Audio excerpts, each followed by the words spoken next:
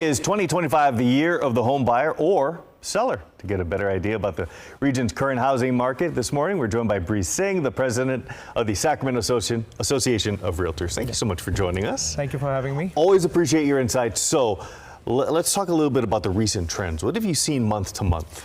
So month to month, the sales have gone up a little bit, not too much, 13% though, from January to February. But if you compare it to the February 2024 to February 2025, the sales have gone up by 61%. Wow, okay. Yeah, so the market is moving in the right direction. Average house sales are probably around 1,400 houses that are on the market right now. Yeah. And the average price of the house is around like $593,000. So, I mean, the sales are still there. Cumulative days on the market have gone down by 3 days. Not too much, minuscule changes.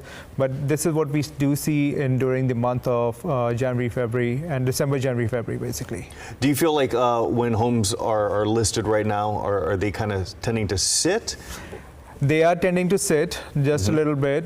We do have higher supply of houses right now. So for sellers, there's a lot more competition in the market. Last month, we had around 59 days worth of supply. Right now, we have 73. That basically means we are still in a seller's market. We are not in the buyer's market. That's going to be my next question, yeah. It's still a seller's market, not a buyer's market. But at the same time, the houses are still sitting on the market for a good 40 days right now. Okay, so this being a seller's market. Yes. What are you telling to some of your clients right now who might be interested in selling a home as far as their pricing and expectation? If we price a house right, the houses are moving fast. Okay. But if a lot of sellers have the tendency and like the idea that their house is still worth a lot right now, because they haven't gotten out of that euphoria of like the pandemic market, so bringing them down with their expectation is what we have to work with. And when they understand that part, they price the house right, the house will sell faster.